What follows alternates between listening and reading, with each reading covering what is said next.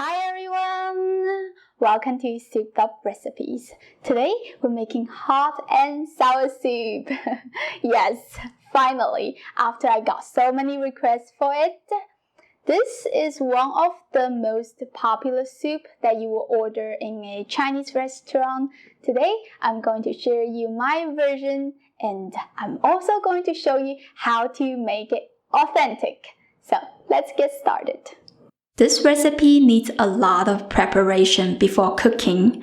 I will explain them one by one. First, let's take a look at our main ingredient. Soak 2 pieces of dry shitake mushrooms for 4 hours until they are completely rehydrated. Dry mushroom is the way how you keep this dish authentic. It is more flavorful and smells better than the fresh mushroom. Squeeze the water and slice them thinly. You can find the dry shitake mushroom in most Asian markets, and usually one package will last you forever. Do the same thing with dry black fungus. Just few pieces is enough. They expand a lot in size. I got about 1/3 cups of it after it is rehydrated. If you don't have it, you can use same amount of kelp. I got here 3.5 ounces of pork slices. You can use pork loin, pork butt, just cut it into these thin shreds. Marinate it with 2 teaspoons of soy sauce and 2 teaspoons of cornstarch. Very simple, just to give the pork a little extra flavor. We're gonna let that sit for about 15 minutes and we'll take care of the tofu. You want to use the silken or soft tofu so you can make this soup extra comfortable. I only used 1/3 of this package, about 5 ounces. It takes skills to julienne tofu because it's so delicate. I slice it with the up and down cutting technique. Do not slice it back and forth. That will break the tofu. Gently push the tofu to one side a little bit. Carefully cut it into shreds.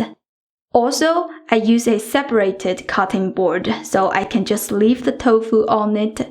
In that way, I don't need to transfer it around and break it apart.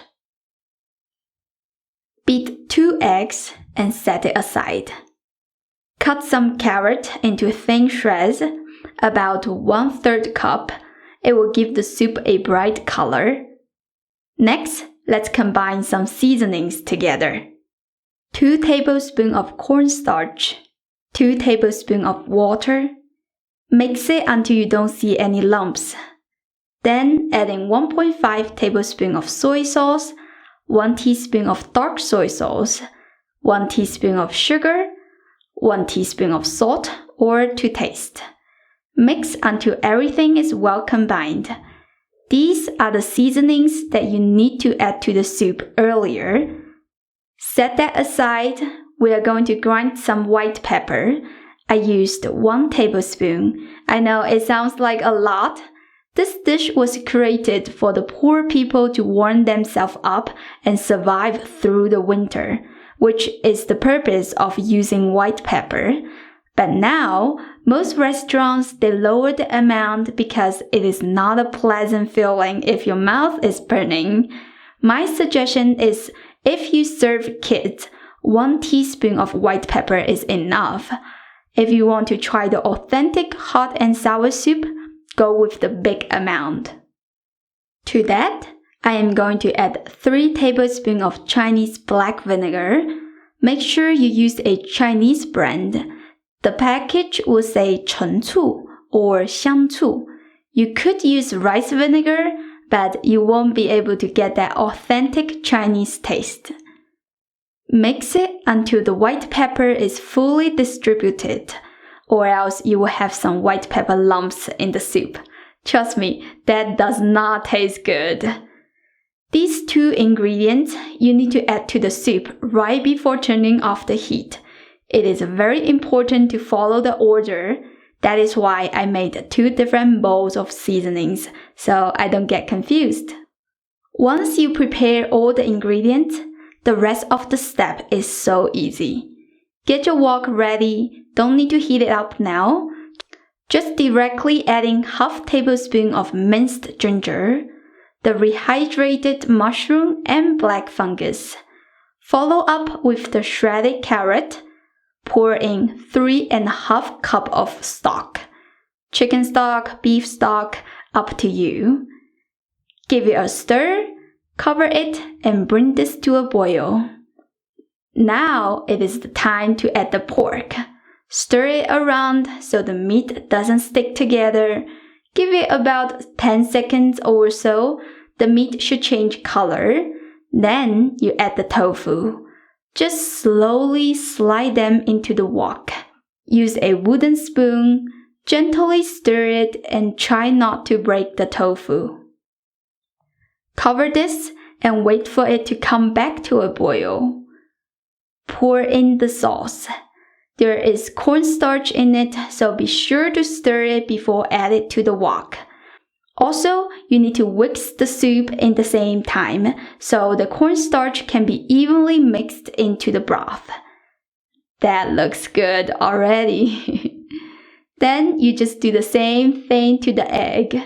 Some people don't stir the egg so they can get large pieces of egg in the soup. I think stirring it makes the soup even silkier, and I like the texture. But what to do, it's up to you. Cook this whole pot for another 30 seconds, so all the ingredients can come together. Now you can add the other bowl of seasoning, white pepper and vinegar.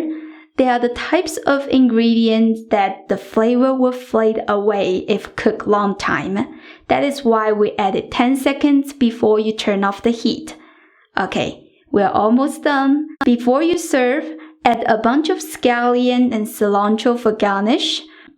Top 1.5 teaspoon of sesame oil for the nutty taste. And we're done.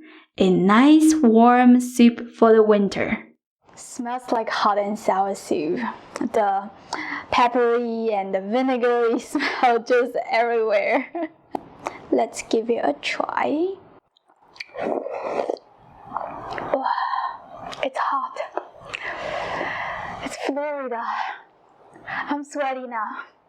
Oh, you can see the point that they drink this during the winter. It actually tastes really good. You got so many ingredients in it, like the black fungus and the carrot. They're so crunchy.